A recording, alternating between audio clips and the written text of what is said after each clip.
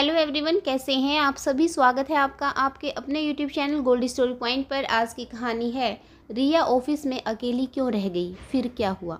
जो भी चैनल पर नए आए हैं चैनल को लाइक शेयर और सब्सक्राइब ज़रूर करें। घंटी का बटन दबाकर ऑल आइकन भी ज़रूर प्रेस कर लें ताकि हमारी आने वाली कहानियों की नोटिफिकेशन आपको मिलती रहे। तो चलिए शुरू करते हैं आज की एक और नई बेहतरीन कहानी। आज नौकरी का पहला दिन था। रिया ने सुबह उठकर तैयारी की और ऑफिस के लिए निकल गई। पिताजी के गुजरने के बाद घर की सारी जिम्मेदारियां उस पर ही थी। इंजीनियरिंग कॉलेज में अव्वल रहने वाली रिया के बड़े बड़े सपने थे, लेकिन परिस्थिति बस उसे इस राह पर चलना पड़ा था। इसके पहले छोटी सी नौकरी में घर की जिम्मेदारियां पूरी नहीं हो पाती थी। ऐसे में एक दिन ऑनलाइन इंटरव्यू के इश्तिहार पर उसका ध्यान गया। उसने फॉर्म भर दिया और उस कंपनी ने उसे चुन भी लिया। रिया अब ऑफिस में पहुंची तो ऑफिस के कुछ कर्मी समय से थोड़ा पहले ही आ गए थे।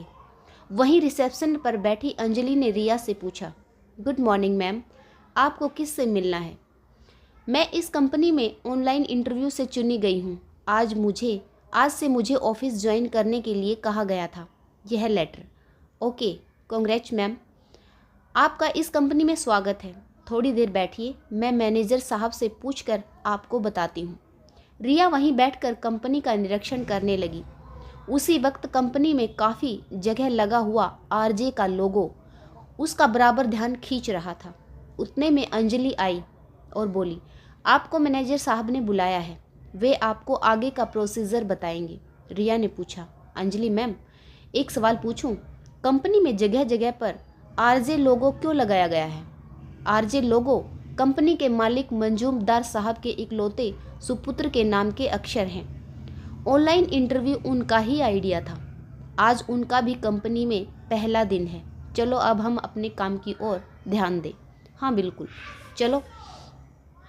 कंपनी के मैनेजर सुलझे हुए इंसान थे। उनकी बातों से और काम समझाने के तरीके से रिया के मन का तनाव काफ़ी कम हुआ। उसने सब कुछ समझ लिया और काम शुरू भी कर लिया। शुरू के कुछ दिनों में ही रिया ने अपने हंसमुख स्वभाव से और काम के प्रति ईमानदारी से सबको अपना बना लिया। लेकिन अभी तक उसकी कंपनी के मालिक आरजे सर से मुलाकात नहीं हुई थी।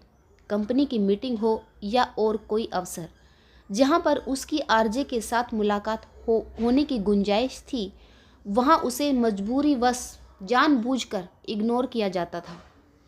ऐसा क्यों, यह उसके लिए पहेली थी। एक दिन रोज़ की फाइल्स देखते समय चपरासी ने संदेश दिया, मैनेजर साहब आपको बुला रहे हैं। आइए रिया मैम, आपसे काम के बारे में बात करनी थी। आज आपको इस कंपनी में आए कितने दिन हुए? क्यों, क्या हुआ सर, मैंने कुछ गलत किया क्या? गलत हुआ ऐसा मैं नहीं कह रहा, मगर आप अपने काम की गति बढ़ाइए। और हाँ, इस जगह हम काम करने की तनख्वाह देते हैं, गपशप की नहीं। यह ध्यान में रखिए। अब जाइए आप। रिया के मन को यह बात बहुत बुरी लगी। वैसे तो मैनेजर साहब ने कभी भी उसके साथ इस तरीके से बात नहीं की थी, लेकिन वह कुछ नहीं बोल सकी। अपनी जगह पर वापस आ गई। थोड़ी देर में चपरासी ने उसके विभाग की सारी फाइलें उसकी टेबल पर लाकर रख दी। इसमें जो सुधार करने के लिए कहे हैं वे आज ही करने हैं, ऐसा साहब ने कहा है। लेकिन यह काम एक दिन में कैसे पूरा होगा? बड़े साहब ने यही कहा है। बड़े साहब? हाँ मैडम, बड़े साहब यानी अपने आरजे साहब। आपको नहीं मालूम? अब रिया को सारी बातें ध्यान में आई।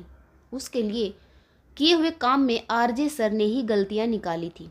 हालांकि अब तक उनसे मिली नहीं थी, फिर वे ऐसा बर्ताव क्यों कर रहे हैं?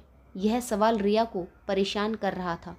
उसने मन के सारे विचारों को झटक दिया और काम शुरू किया।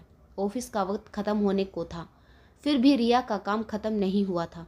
उसने एक बार मैनेजर साहब से पूछा, मगर उन्होंने आज ही काम करने की कड़ी चेतावनी दी। बाकी सारा स्टाफ चला गया। अब ऑफिस में रिया, चपरासी और आरजे सर के कैबिन की लाइट चल रही थी, यानी वे ऑफिस में ही थे। काम पूरा करते करते रिया को काफ़ी वक्त लग गया। उस दिन के बाद रिया को तकरीबन हर दिन ज़्यादा काम करना पड़ता था। उसकी बर्दाश्त करने की ताकत अब ख़त्म होती जा रही थी। एक दिन उसने तय किया कि आज अगर उसे हमेशा की तरह ज़्यादा काम करने को मिला तो सीधे जाकर आरजे सर से मिलेगी। हुआ भी वैसा ही। उसे आज भी काम करने के लिए रुकना पड़ा था। उसने काम बंद किया और आरजे सर के कैबिन की ओर जाने लगी। चपरासी ने उसे रोका, मगर वह सीधी कैबिन में घुस गई। सॉरी सर, मैं बिना पूछे आपसे मिलने चली आई। क्या आप मुझे बता सकते हैं कि निश्चित रूप से मेरे कौन सा काम आपको गलत लग रहा है? मैं कहाँ गलत कर रही हूँ? एक बार बता दीजिए, मैं उसके मुताबिक काम करूँगी। मगर बार बार ऐसा कहते कहते रिया रुक गई। रिया के आगे लफ्ज़ मुंह में ही रह गए, क्योंकि रिया के कैबिन में आई थी तब आरजे सर कुर्सी पर उसकी ओर पीठ करके बैठे थे। उन्होंने रिया के शुरुआती लफ्ज़ सुने, बाद में उनकी कुर्सी रिया की ओर मुड़ी। रिया आश्चर्यचकित रह गई। सर आप, तुम, राज, कैसे मुमकिन है? तुम यहाँ कैसे? रिया हैरान रह गई। उसका अतीत अचानक उसके सामने आएगा, ऐसी कल्पना भी उसने नहीं की थी। उसे लगने लगा कि वह चक्कर खाकर गिर जाएगी। हाँ बोलिए रिया मैडम, क्या तकलीफ़ है आपको? राज के इस सवाल से वह अतीत से बाहर आई और चुपचाप कैबिन से बाहर चली गई। आरजे सर कोई और नहीं, उसका अपना नज़दीकी दोस्त राज था। उस दोस्ती में प्यार के धागे कब बुन गए यह दोनों समझे नहीं थे। रिया को वह कॉलेज का पहला दिन याद आया। कॉलेज के गेट के पास ही सीनियर लड़कों की एक गैंग ने उसे रोका था। आइए मैडम, कहाँ जा रही हो? कॉलेज के नए छात्र को अपनी पहचान देनी होती है, इसके बाद आगे बढ़िए। रिया पहली बार गांव से पढ़ाई के लिए शहर आई थी और आते ही सामने आए संकट से वह घबरा गई। अरे हीरो, तू कहाँ जा रहा है? तुझे दिख नहीं रहा यहाँ पहचान परेड चल रही है? चल ऐसा कर, ये मैडम ज़रा ज़्यादा ही घबरा गई हैं, तू इन्हें प्रपोज कर। मैडम का डर भी चला जाएगा। अभी अभी आया राज जरा भी नहीं घबराया। उसने तुरंत ही रिया की ओर देखा और एक स्माइल देकर बोला, हाय मैं हूँ राज, घबराओ मत, बड़े बड़े शहरों में ऐसी छोटी छोटी बातें होती रहती हैं। रिया उसे देखती ही रह गई। रिया की ओर एक नज़र डालकर राज कॉलेज की भीड़ में गुम हो गया। एक ही कॉलेज और एक ही कक्षा में होने की वजह से वे बार बार मिलते थे।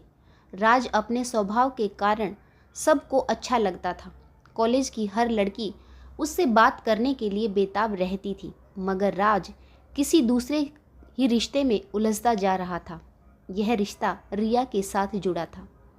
उसका शांत स्वभाव, उसका मनमोहक रूप जिसे शहर की हवा छू भी नहीं पाई थी, उसका यही निरालापन राज को उसकी ओर खींचता था।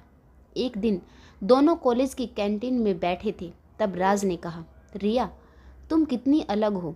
तुम्हारा कॉलेज का तीसरा साल शुरू है, लेकिन तुम्हें यहाँ के लटके झटके अभी नहीं आते। मैं ऐसी ही ठीक हूँ। वैसे भी मैं कॉलेज में पढ़ने आई हूँ। पढ़ाई पूरी करने के बाद मुझे नौकरी करके अपने पिताजी का सपना पूरा करना है। उन्होंने मेरे लिए काफ़ी कष्ट उठाए हैं। रिया की बातें सुनकर राज को रिया के प्रति प्रेम के साथ साथ आदर भी महसूस हुआ। तीसरे साल के आखिरी पेपर के समय राज ने रिया को बताया, मुझे तुम्हें कुछ बताना है, शाम को मिलते हैं। हालांकि उसकी आंखें ही सब कुछ बोल रही थी। रिया भी इसी पल का बेसब्री से इंतज़ार कर रही थी। इसी खुशी में वह हॉस्टल आई, मगर तभी वार्डन ने बताया, तुम्हारे घर से फ़ोन आया था, तुम्हें तुरंत घर बुलाया है। रिया ने सामान बांधा और गांव की ओर निकल पड़ी। घर में क्या हुआ होगा, इस सोच में वह परेशान थी। इन सब बातों में वह राज को भूल गई। घर पहुंची तो सामने पिताजी का शव, उस सदमे से बेहोश पड़ी माँ और रोता हुआ छोटा भाई। अब किसे संभाले, खुद की भावनाओं पर कैसे काबू पाए, यह उसकी समझ में नहीं आ रहा था। एक एक्सीडेंट में उसके पिता का देहांत हो गया था। घर में सबसे बड़ी होने की वजह से उसने अपनी भावनाओं पर बहुत ही मुश्किल से काबू पाया।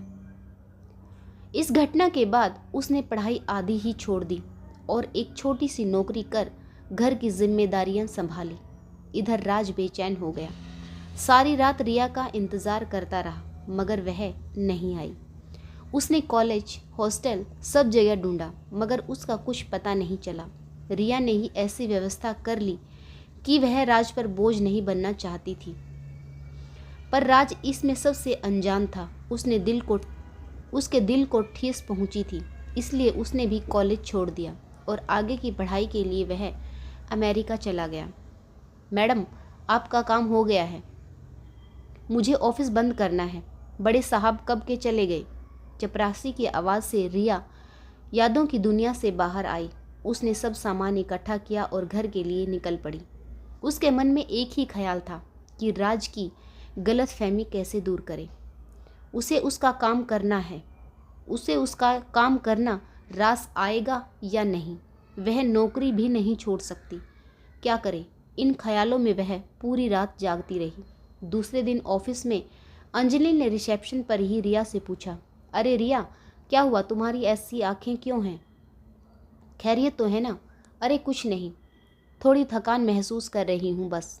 आज का शेड्यूल क्या है? आज अपनी कंपनी को एक बड़ा प्रोजेक्ट मिला है, इसलिए कल पूरे स्टाफ के लिए आरजे सर ने पार्टी रखी है।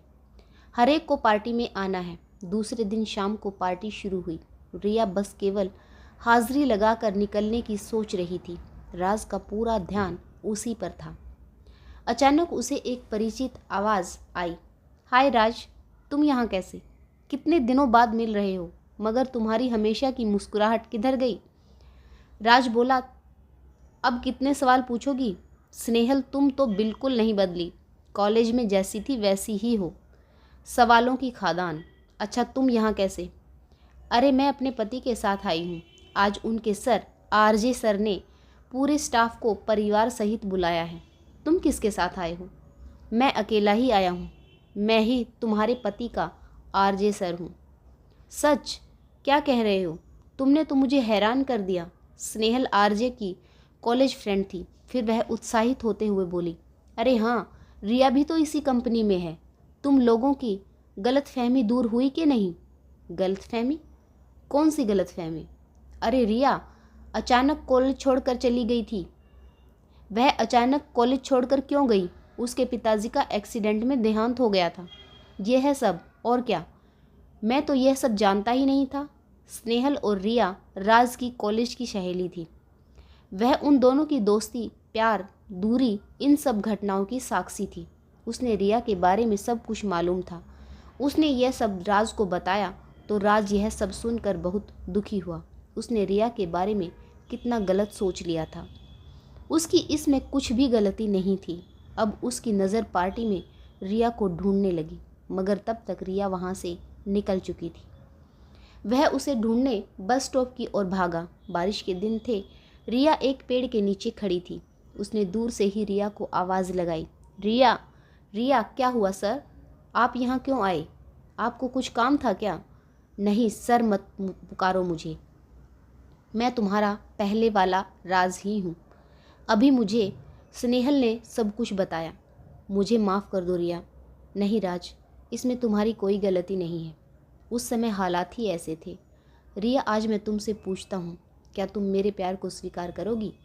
रिया की आंसू भरी आंखों से राज को सहमति का जवाब मिल गया। राज ने उसे अपनी बाहों में भर लिया। उनके इस मिलन में बारिश भी उनका साथ दे रही थी। इस बारिश की झड़ी में उनके बीच की सारी दूरियां, गलत फहमियाँ पूरी तरह से बह गई थी। आशा करती हूँ आज की कहानी आपको ज़रूर पसंद आई होगी। कहानी पढ़ने के लिए आप सभी का एक बार फिर से बहुत बहुत धन्यवाद। वंदे मातरम। जय हिंद।